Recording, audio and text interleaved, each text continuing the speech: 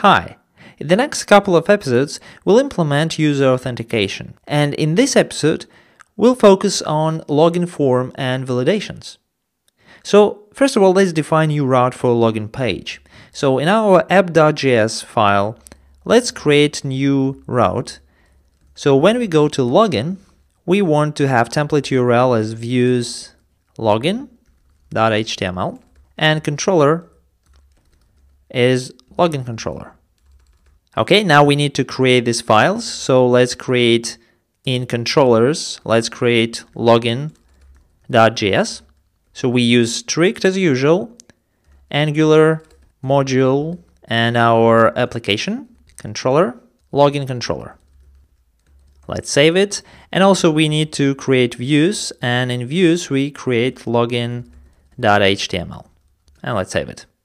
So login.html is very simple. It's going to be just a simple login form. So we have a simple form, and inside of this form we will have email, password, and a button.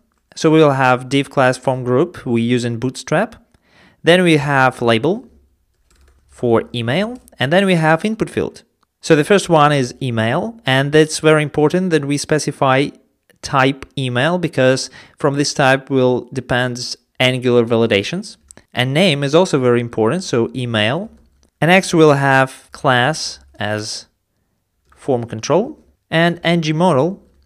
And we will have, for this, we will have user model and email on it. Okay, so let's create another one. And there's gonna be password. So type is password, name is password, and user password for model. And the last one is going to be button with type submit, log in. Okay, so here we have our form. So let's go to browser and go to login URL, and here it is. We do not have the controller, login controller, because we need to go to index.html and actually right here include it, login. Now we do not have this error and we have our form. Great. So now on this form tag, we need to add several attributes. So the first one is name. If we want to activate Angular validations, the form must have a name. So let's call it login form. The next one, we want to disable HTML5 validations with no validate. And also we want to have submit, ng submit directive, and we call it login. So now let's go to the controller, and inside of this controller on scope, let's define this login function.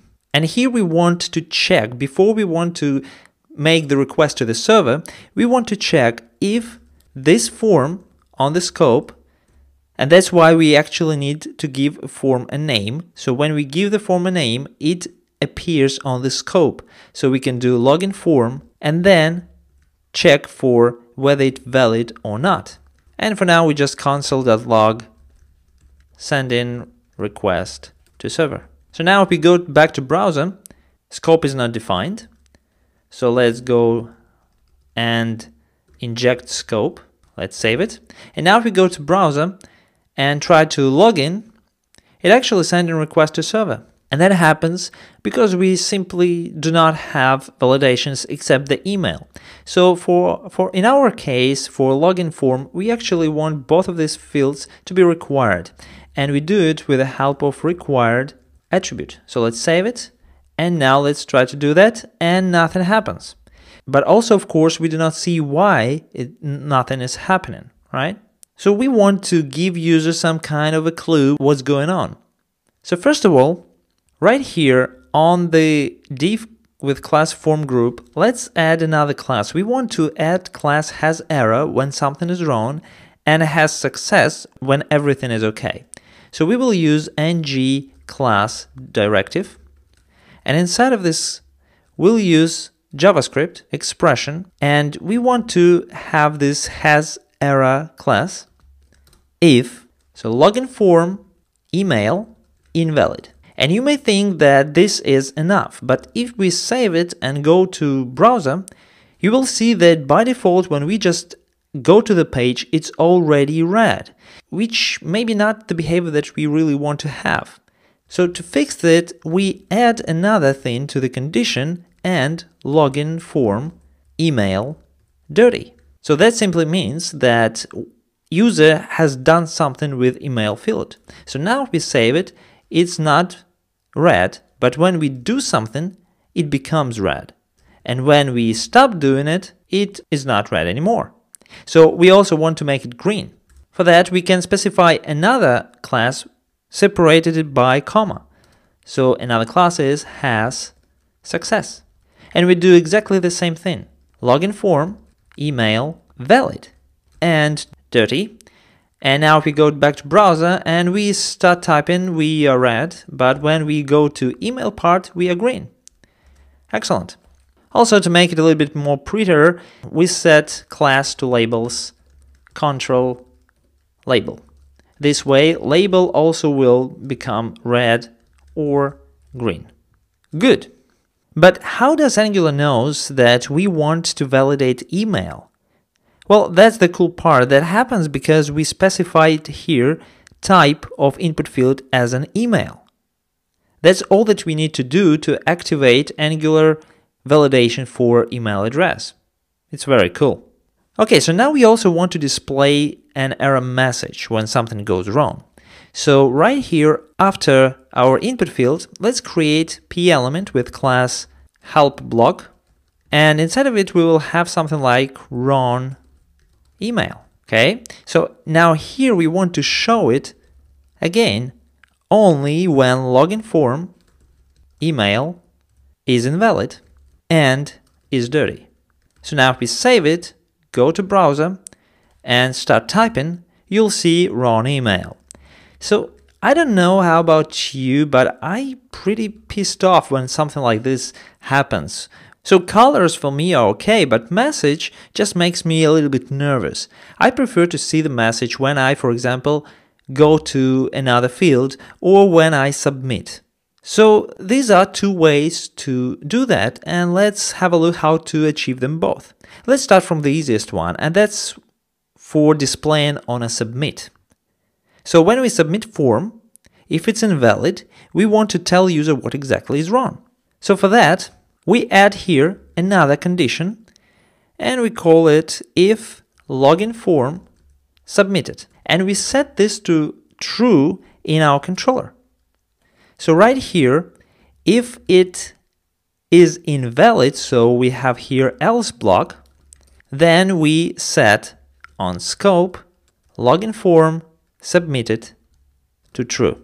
So now if we go back and we do something and then we submit it, only after we clicked on login, this message appeared. Okay, that was easy. So the second way, which I personally prefer in user experience, is to display message on blur when field lost focus. For that, we need to create directive. And this directive will attach new variable to the form, which we can check instead of submitted variable that we use now. So let's create this new directive. So in our scripts in directive folder, we're gonna create new one, and we call it cu for custom focus.js. So again, we have Angular, module, our application, directive, and we call it custom focus. So first of all, that's going to return an object. And in this object, it's restrict to attribute. It's not an element like we did before. We also want to use ng-model, so we require ng-model, and we define link function. In this link function, we can listen to different events like blur or focus. That's what we actually gonna do. So this link function takes scope, element, attributes, and controller. So inside of here, first on the controller, we'll define focused variable, and we set it to false by default. Then we want to bind on the element, we want to bind some event. So on focus, we want to apply on scope, we want to apply function. So this controller focus equals to true. So again, what we do here, on element, we bind in to event on focus. So every time when element gets focus, it actually sets focused variable to true. And we need to do the same thing. We need to bind blur, and we do absolutely the same thing. I'm just gonna copy here, paste it, and here when this happens, when blur happens, we set it back to false. So now we have this directive. Let's go to index.html and include this directive onto our page. And now let's go back to our login HTML, and instead of submitted here, we'll use not login form email focused. So when it's invalid, when it's dirty, and when there is no focus, then we display the message. And of course, we need to add directive to the element. And pay attention here, because we named directive with custom focus and camel case, but when we use it, we need to use it with dash custom focus.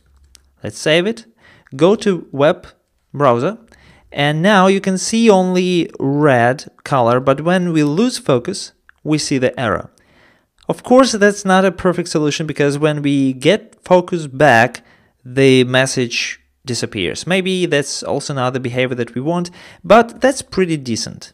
So another thing that I want to add here, except that I want to add, of course, the same thing for a password, I also want to disable login button until the form is valid for use. So let's go back here, and in button, I'll add ng disabled attribute, and it will have login form invalid. While it's invalid, the login will be disabled. So if we go back here, you can see that it is disabled. But if we have email and password, it's enabled. Great. So let's add the same thing for password. So I'm just copy ng class right here and just rename all emails to password. Add our custom focus directive, and also I want to have this message here, and also need to change email to password and make another error message. Okay, so now if we go back here, we'll have very nice form, login form, and it's pretty good. Great. So now we have a very nice login form with front-end validations and messages if something goes wrong. In the next episode, we'll implement user authentication. So thank you very much for your time, and see you then.